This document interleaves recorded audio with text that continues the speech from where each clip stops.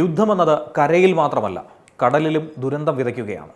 പശ്ചിമേഷ്യയിലെ സംഘർഷങ്ങൾക്കിടയിൽ ഒമാൻ തീരത്തുണ്ടായ വൻ എണ്ണച്ചോർച്ച സമുദ്ര പരിസ്ഥിതിക്ക് തന്നെ വലിയ ഭീഷണിയായി മാറുകയാണ്. റഷ്യൻ ക്രൂഡ് ഓയിലുമായി ഇന്ത്യയിലേക്ക് നീങ്ങിയിരുന്ന കരോളിൻ ബെസങ്കി എന്ന കപ്പലാണ് ഇപ്പോൾ അപകടത്തിൽപ്പെട്ടതായിട്ടുള്ള റിപ്പോർട്ടുകൾ പുറത്തുവരുന്നത്.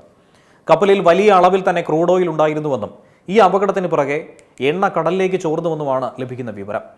സാറ്റലൈറ്റ് നിരീക്ഷണങ്ങളിൽ ആയിരക്കണക്കിന് ചതുരശ്ര കിലോമീറ്റർ വിസ്തൃതിയിൽ എണ്ണപ്പാട വ്യാപിച്ചതായി റിപ്പോർട്ടുകൾ ലഭിക്കുന്നുണ്ട്.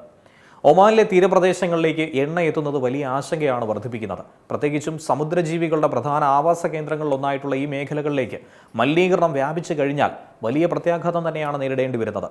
കടലാമകൾ, മത്സ്യങ്ങൾ, പവിഴപ്പുറ്റുകൾ, കണ്ടൽക്കാടുകൾ തുടങ്ങി നിരവധി ജീവജാലങ്ങളെയാണ് ഈ എണ്ണച്ചോർച്ച നേരിട്ട് ബാധിക്കുന്നത്. എണ്ണ വെള്ളത്തിൻ്റെ ഉപരിതലത്തിൽ പടരുമ്പോൾ സൂര്യപ്രകാശവും ഓക്സിജനും വെള്ളത്തിലേക്ക് എത്തുന്നത് കുറയും.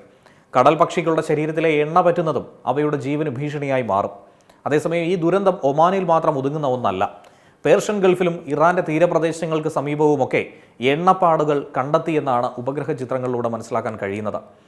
കിഷം, ഹെഗാം തുടങ്ങിയ ദ്വീപുകൾക്ക് സമീപം എണ്ണ മലിനീകരണം ഉണ്ടായെന്ന് റിപ്പോർട്ട് പുറത്തു വന്നു. ഇതിന്റെ പശ്ചാത്തലത്തിൽ പശ്ചിമേഷ്യയിലെ സൈനിക സംഘർഷം സമുദ്ര പരിസ്ഥിതിയിലേക്കും വ്യാപിക്കുന്നു എന്ന ആശങ്ക ശക്തമായിരിക്കുന്നു.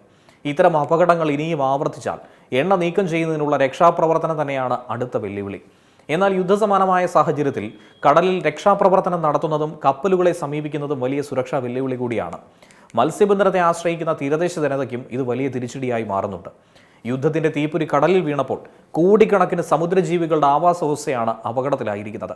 എണ്ണപ്പാട എത്രത്തോളം വ്യാപിക്കും എന്നതായിരിക്കും ഇനി ഏറെ നിർണായകമായിട്ടുള്ളത്.